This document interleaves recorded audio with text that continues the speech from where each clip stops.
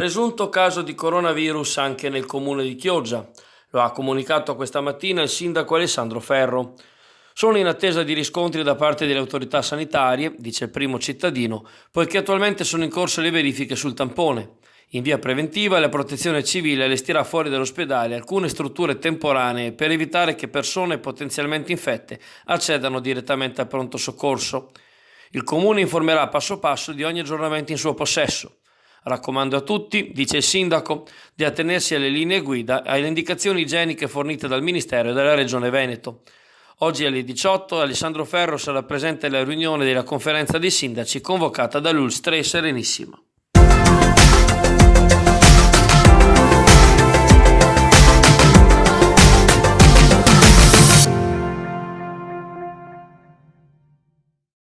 È stata dimessa ieri dall'ospedale di Padova una paziente che domenica era stata ricoverata in stato di positività al coronavirus. La donna era stata coinvolta a Vo e non aveva manifestato sintomi se non un picco di febbre, ma il test aveva confermato la sua positività. Dal momento che vive in abitazione singola è stata in essa isolata per 14 giorni sotto il controllo sanitario. Da oggi intanto verranno eseguiti i test per il coronavirus solo sui soggetti sintomatici. Lo ha detto il direttore del Consiglio Superiore di Sanità Franco Locatelli in una riunione alla Protezione Civile Nazionale. Nel frattempo la Regione Veneto provvederà all'assunzione immediata di 215 figure professionali nella sanità a tempo indeterminato, allo scopo di far fronte ai maggiori carichi di lavoro legati all'emergenza coronavirus. Si tratta di 100 infermieri professionali, 80 operatori sociosanitari, 20 assistenti sanitari, 10 tecnici e 5 autisti, che vengono distribuiti dalle diverse ULSS sulla base delle esigenze emerse. Per fare ciò, la Regione attingerà con procedura d'urgenza ai candidati risultati idonei nelle graduatorie dei concorsi già effettuati in precedenza.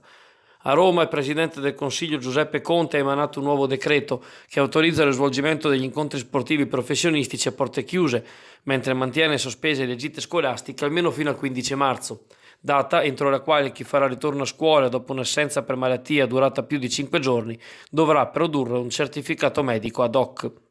Una curiosità invece arriva da Chioggia e riguarda l'effettuazione dell'asta al mercato ittico all'ingrosso. La tradizionale modalità all'orecchio è stata sostituita in questi giorni dalla presentazione di un foglietto scritto all'astatore recante il prezzo dell'offerta. Il mercato ittico comunque rimane aperto e operativo senza preclusioni.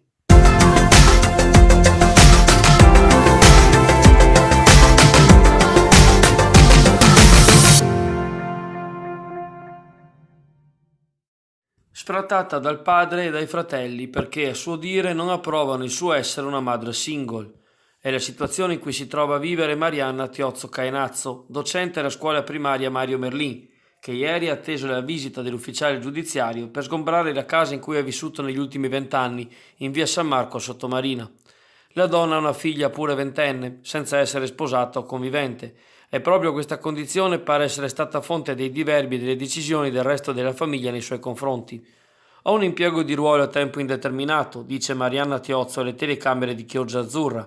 Ciononostante la mia situazione economica è precaria anche per le vertenze legali che ho dovuto affrontare in merito all'abitazione.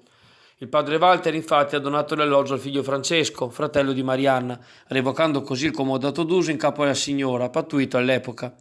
Li ho aiutati per 17 anni, in casa e fuori, da quando mia madre non c'è più, si sfoga Marianna Tiozzo. Anzi, a Francesco ho fatto pure da madre, essendo rimasto orfano in tenera età.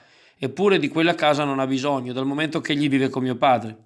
Da 5 anni la maestra Tiozzo combatte a livello legale, dopo l'intimazione da parte di Francesco a lasciare libero l'appartamento, ma è tutto inutile in quanto la donazione paterna in vita non lede in modo fraudolento la futura legittima.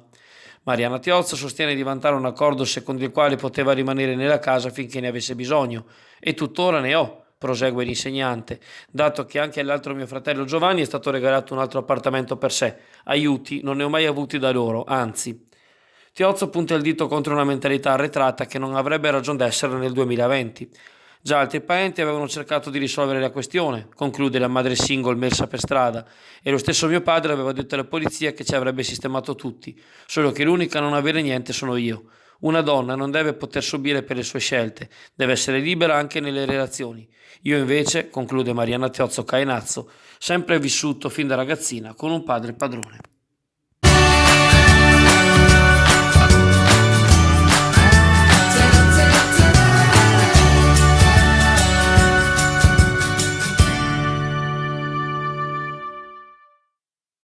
Continua ad essere senza acqua corrente dallo scorso ottobre l'inquilina delle case Atteri in via Rebosole a Cabianca, che anche ieri mattina ha sollecitato telefonicamente l'azienda territoriale per l'edilizia residenziale a intervenire nell'alloggio che le è stato assegnato. La signora è costretta a rifornirsi con le taniche e a compiere anche numerosi chilometri per le esigenze minime quotidiane. In questi 5 mesi la donna, ormai disperata, ha sollecitato personalmente più volte gli uffici, anche recandosi di persona mestre, nonché l'amministratore del condominio. La risposta è che la segnalazione è stata acquisita e che quando avranno il tempo i tecnici opereranno un sopralluogo. Il disservizio coinvolge, a quanto si conosce, un solo appartamento ed è ogni giorno sempre più insostenibile.